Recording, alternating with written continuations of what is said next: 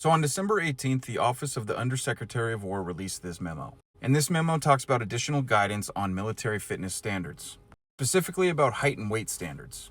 I've already made a video on this, but I have to issue two corrections. One, in the first video, my chevron was hanging off because the backings fell off somehow. We all know how those work. And two, I misspoke, so I wanted to correct the record. What this memo is saying is that height and weight tables will no longer be utilized to evaluate body composition. Body composition evaluation will align with medically validated, streamlined approaches using height to waist ratio to promote consistency and fairness across the joint force. So basically what you have to do is divide your waist circumference by your height. And that number has to be below 0.55, or at least at 0.55. So for instance, if you take my waist, which is 34.5 inches, and divide that by my height is 68 inches, you get a 0.50. The current system is this right here. At my height, at 68 inches, I cannot be more than 180 pounds before I have to get taped for body fat.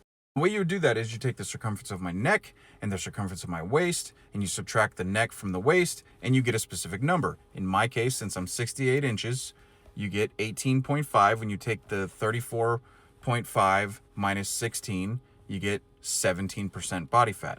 And because I'm 41 years old, my maximum body fat percentage currently right now is 20%. Here's what I'm going to correct in the record. If an individual falls out of this measurement right here, right, then members will go back to the body fat percentage calculations, which is this table right here. On page 2 of the memo, it says standards will not be more liberal than 26% for men and 36% for women. On the same day, December 18th, the Marine Corps put out a Marine Corps administrative message to all Marines in regards to the new fitness standards that are coming out. And in that message on paragraph 5, body composition, pending additional guidance from the Office of the Undersecretary of War for Personnel and Readiness, units will continue conducting and recording body composition evaluations, i.e. height, weight, tape test, bioelectrical analysis, in accordance with reference D and E. Once additional guidance is received, the current height and weight and tape test for body composition assessments will be replaced with the waist to height ratio methodology as described in reference A. So here's an example of how it's all going to work. Right now, I'm good with my measurement at 0.50, with a 34.5 inch waist and 68 inches tall. Now, if I got up to a 37.5 inch waist, that would technically put me over.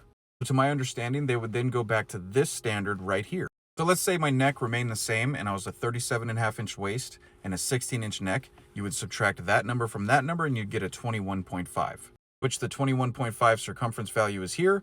Go all the way across 68 inches, and that would put me at 23%.